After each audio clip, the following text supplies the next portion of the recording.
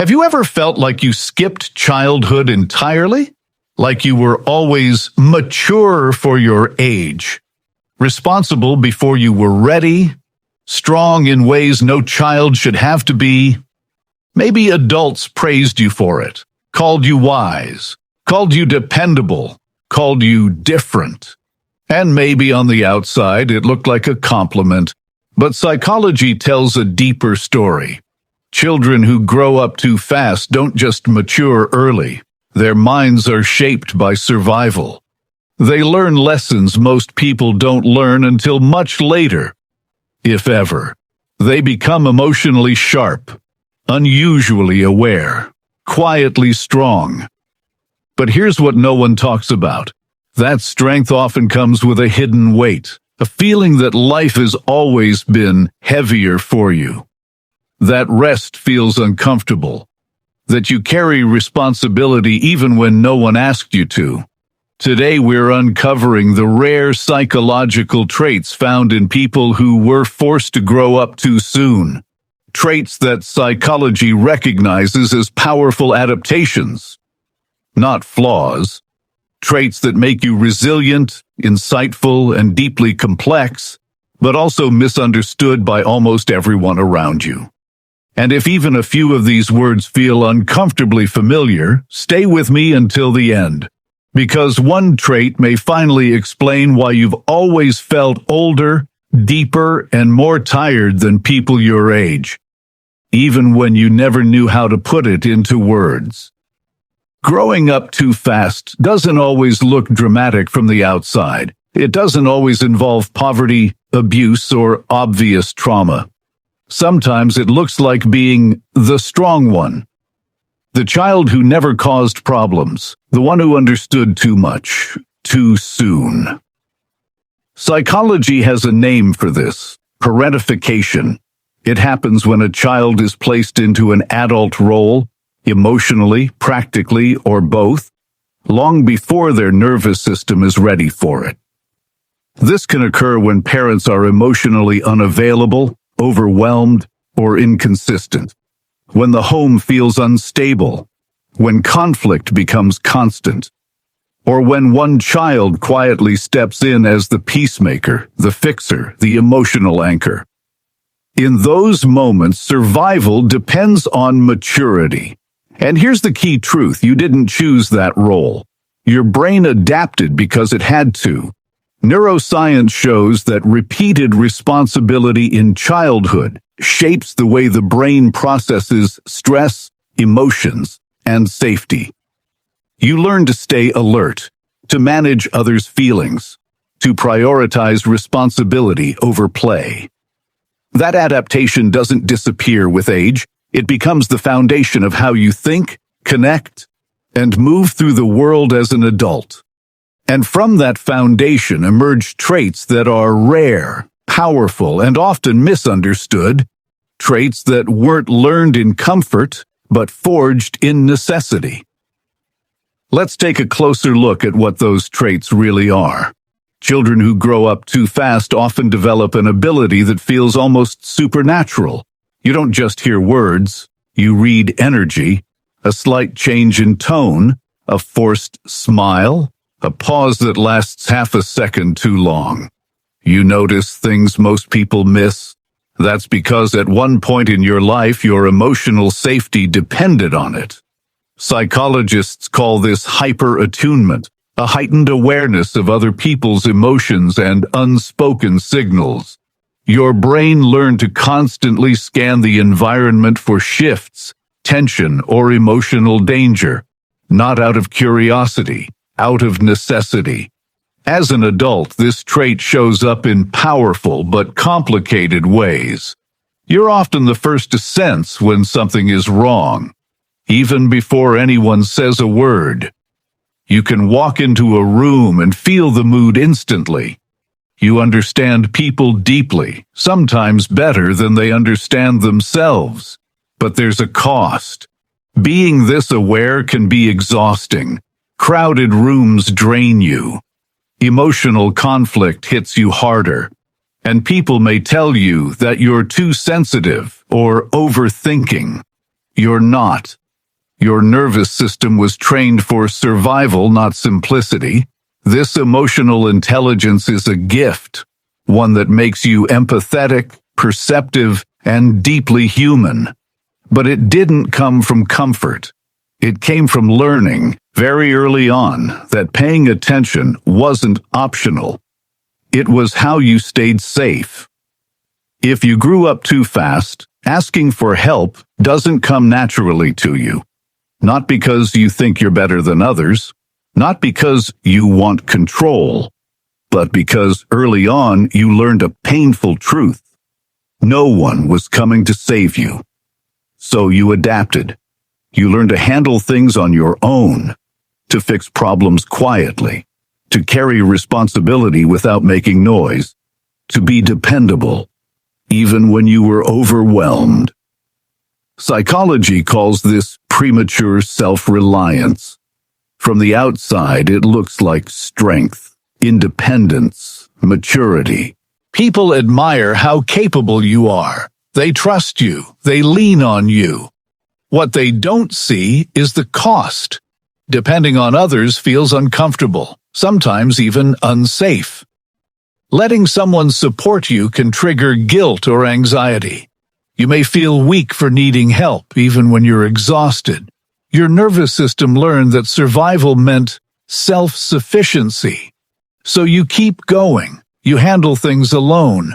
You rarely ask. This trait made you resilient. It helped you survive when you had no choice.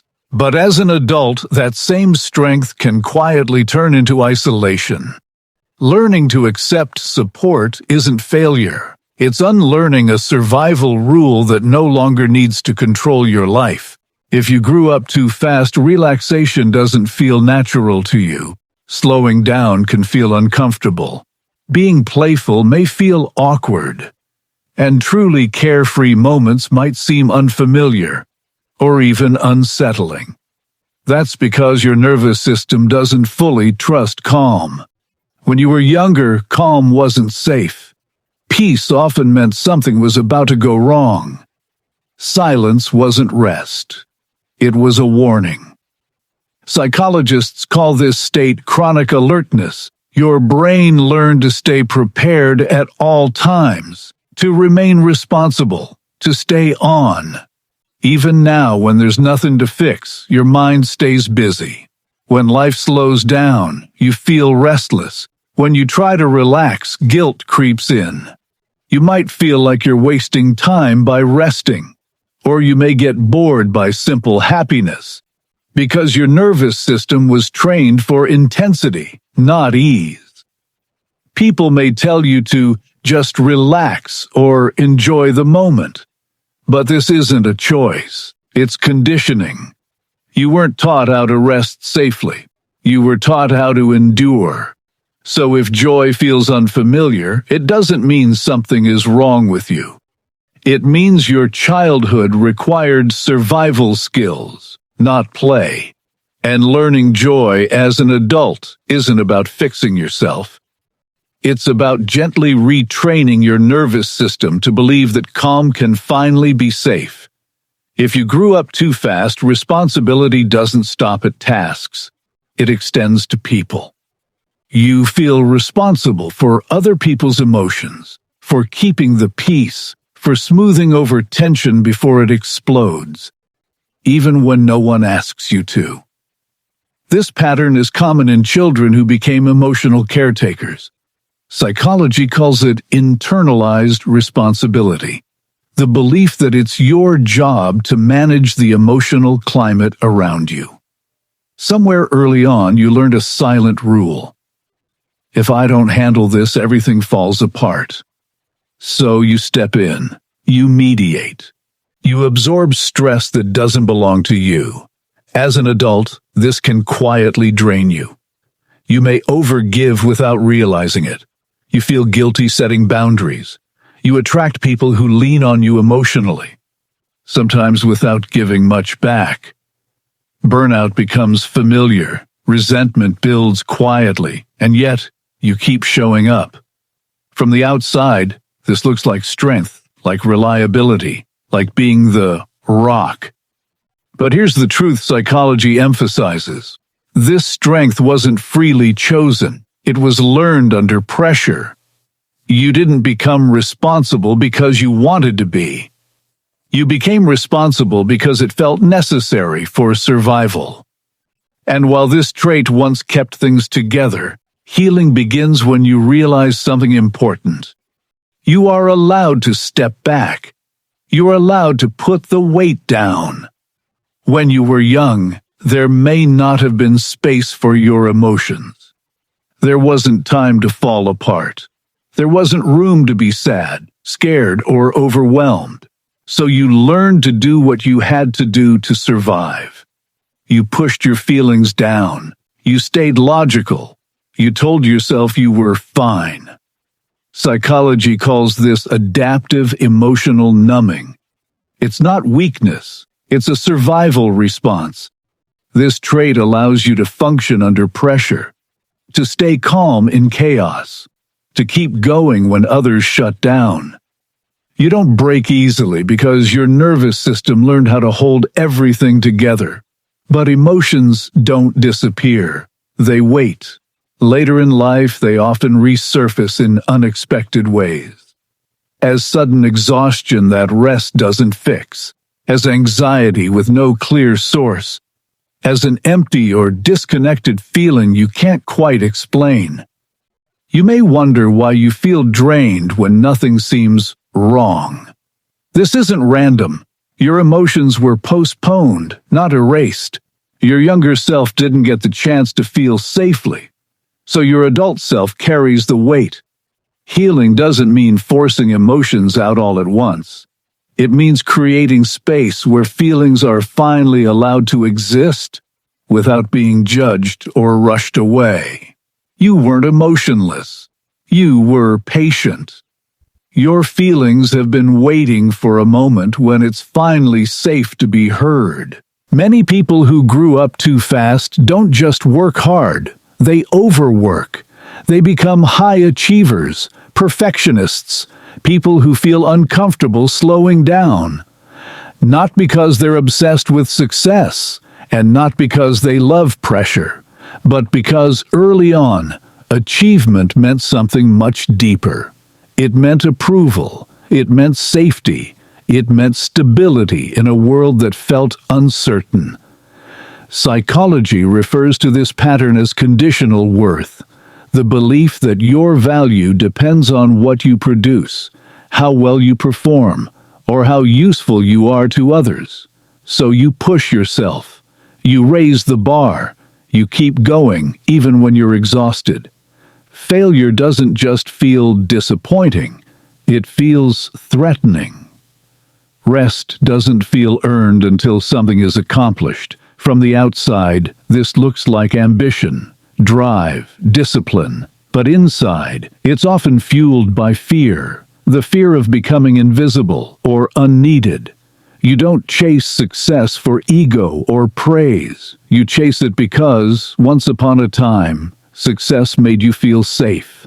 And while this trait has helped you build, achieve, and survive, it can also trap you in a cycle where slowing down feels like losing your worth. Healing begins when you learn a new truth. You are valuable even when you're not performing. Security doesn't have to be earned through exhaustion. If you grew up too fast, your emotional world may feel like a contradiction. You feel deeply. You care intensely. Other people's pain doesn't go unnoticed by you. And yet, when things become overwhelming, you can detach with surprising ease. This isn't inconsistency, it's adaptation. As a child, you had to care, but you couldn't afford to collapse. You had to stay functional even when emotions ran high. So your brain learned a delicate balance. Feel, but don't drown. Psychologists refer to this pattern as controlled empathy. You can be present for others without being consumed by their emotions. You listen carefully. You offer understanding without panic. This makes you a safe person to talk to. People often open up to you because you don't overreact. But there's a downside. Your calm can be misunderstood. Others may think you're distant, detached, or emotionally cold, when in reality you're deeply aware and quietly processing everything. You learn to regulate emotions internally because expressing too much once felt unsafe. This ability has protected you. It's helped you navigate chaos with grace. But healing means allowing yourself to feel fully, not just for others, but for yourself. You don't have to stay composed all the time. Caring doesn't require self-erasure, and emotional depth doesn't have to mean emotional isolation. If the adults in your early life failed you, emotionally, practically, or consistently, your brain learned a powerful lesson. Authority doesn't automatically mean safety, so you adapted. You learned to question rules instead of blindly following them. You became skeptical of leadership that lacked integrity. You preferred autonomy over dependence. Psychology refers to this as early authority disillusionment, when a child realizes too soon that the people meant to guide and protect them are unreliable or overwhelmed. As an adult, this shapes how you relate to systems, leaders, and hierarchies. You don't respect titles, you respect competence. You listen carefully, but you don't surrender your judgment. You value independence because you learn that relying on others could lead to disappointment. This can make you a strong thinker, a problem solver, someone who doesn't fall for empty promises. But it can also make trust difficult. You may struggle to relax under authority. You may feel safer being in control than being led. This isn't rebellion for the sake of rebellion. It's wisdom born from experience. You learned early that responsibility doesn't always come with authority, and that real leadership is proven through actions, not roles. Healing doesn't mean ignoring your instincts. It means learning that not all authority is unsafe, and that discernment doesn't have to turn into isolation. You're not difficult. You're aware. Many people who grew up too fast share the same quiet realization. I've always felt older than everyone around me. Even as a child, you didn't quite fit in. You understood things your peers didn't. You noticed emotional undercurrents while others were focused on surface-level concerns. Psychologists call this accelerated emotional development. Your brain was forced to mature early, building emotional layers long before most people your age needed them. While others were learning through play, you were learning through responsibility. As an adult, this often shapes your connections. You relate more easily to older people. You prefer meaningful conversations over small talk. You value depth, honesty, and substance. Shallow interactions drain you. Superficial social norms feel unfulfilling. But this early maturity comes with a cost. You may feel out of sync with your peers. You might feel misunderstood or unseen. Even in a room full of people, loneliness can quietly follow you. Not because you're antisocial, but because your emotional frequency is different.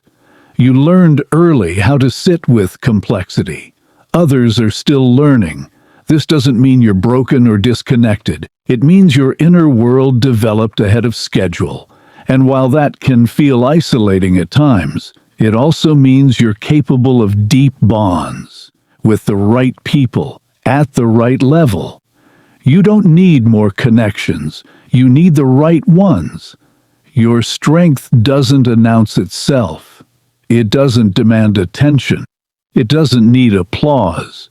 It shows up quietly, in endurance, in staying steady when everything around you feels unstable, in your ability to keep going when others shut down.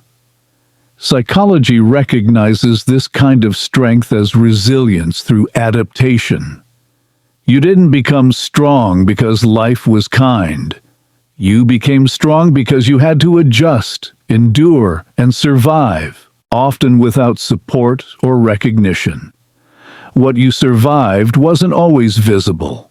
There were no obvious scars, no dramatic moments others could point to. But there was constant pressure, emotional weight, responsibilities that arrived too early. And invisible battles shape the mind in powerful ways. They teach you how to regulate yourself under stress, how to remain functional in crisis, how to move forward even when things feel heavy. People may overlook this strength because it's quiet. They may mistake your calm for ease, but this kind of resilience runs deep. It's not flashy, it's reliable. And while this strength carried you through difficult seasons, healing means you no longer have to rely on endurance alone. You're allowed to rest, you're allowed to soften, you're allowed to let life be lighter than it once had to be. Survival made you strong. Now you get to decide what strength looks like moving forward. Here's the most important thing to understand. You don't need to fix these traits. Nothing about you is broken. These traits were intelligent adaptations, ways your mind protected you when it had to. They helped you survive. They carried you through situations you were never meant to handle alone. But survival doesn't have to be your permanent state. Healing isn't about erasing these traits. It's about balancing them. It means learning how to rest without guilt, letting yourself pause without feeling lazy or unsafe, allowing others to support you, not because you're weak, but because you're human. It also means relearning joy, joy that isn't earned through exhaustion, joy that doesn't need permission, joy that exists simply because you're alive. Psychology shows that growth happens when survival traits stop being the only tools you use. When vigilance softens into awareness, when endurance makes room for ease.